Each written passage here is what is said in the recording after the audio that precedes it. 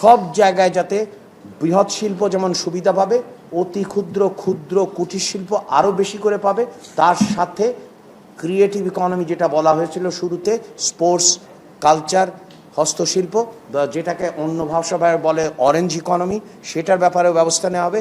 এর সাথে সাথে আমরা একটা শান্তিপূর্ণ সমৃদ্ধশালী বঙ্গোপসাগর কিভাবে গড়ে তোলা যায় সেটার ব্যাপারেও আমরা সুনীল অর্থনীতির দিকেও দৃষ্টি দেব। তার মানে হচ্ছে যে আমি শেষ করব এই বলে যে মাননীয় প্রধানমন্ত্রী যে কথা শুরুতে বলেছিলেন যে আই হ্যাভ এ প্ল্যান, সেই প্ল্যানের কিন্তু প্রত্যেকটা বাস্তবায়ন হচ্ছে।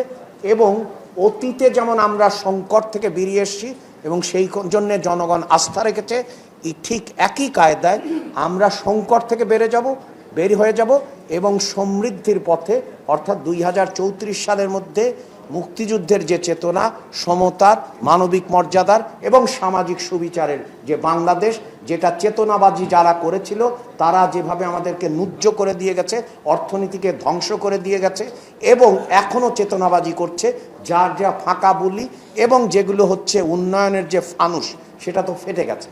তো সেইখান থেকে আমরা আসলে মুক্তিযুদ্ধের যে সব চেতনা সেদিকে যেমন যাব, সাথে সাথে বারবার যে গণ অভ্যুত্থানের অর্থাৎ অধিকার প্রিয় মানুষের সেই পরিকল্পনা যেটা মাননীয় প্রধানমন্ত্রী বলেছেন তারই প্রতিফলন ঘটবে আগামী বাজেট। আমরা কেন্দ্রীয় ব্যাংকে হস্তক্ষেপে বিশ্বাস করি না।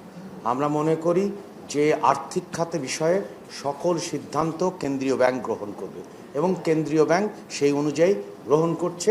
এবং সেক্ষেত্রে আপনার উদাহরণও লক্ষ্য করেছেন, মূল্যস্ফীতির ক্ষেত্রে যেহেতু মূল্যস্ফীতি বাড়তির দিকে, রমজানে যদিও কমেছিল, সেই জন্যেই কিন্তু তারা যে নীতিহার বজায় রেখেছে। তখন আমাদের সরকারের রাজস্ব খাত বিভাগের, তখন আমরা কেন্দ্রীয় ব্যাংকের সাথে কোঅর্ডিনেশনের ক্ষেত্রে আমরা উল্লেখ করেছি যে এই পরিস্থিতিতে উদ্যোক্তাদের কিভাবে সহায়তা দেওয়া যায়, তারই উদ্যোগ হিসাবে আমরা ফিসক্যাল সাইড থেকে যে 7% অর্থাৎ যে ডিফারেন্সটা দেওয়ার ব্যবস্থা করছি। এটা হচ্ছে এক। দ্বিতীয় যে আপনার প্রশ্ন হচ্ছে যে আমাদের আর্থিক খাতের কাঠামোগত সংস্কারের বিষয়ে আপনি আর একটা বিষয় উল্লেখ করেন, সেটা হচ্ছে হাই স্ট্রিট ব্যাংকিং, অর্থাৎ হচ্ছে যে আপনার যারা স্বল্প মেয়াদে আমানত নেয় তারা আসলে দীর্ঘমেয়াদে কিভাবে এটা চলবে, সেই জন্য আমাদের পুঁজিবাজারকে আরও শক্তিশালী করা হবে এবং সেই কারণেই আমরা পুঁজিবাজারে যাতে নতুনভাবে উদ্দীপনা তৈরি হয় সেই ব্যবস্থা গ্রহণ করছি।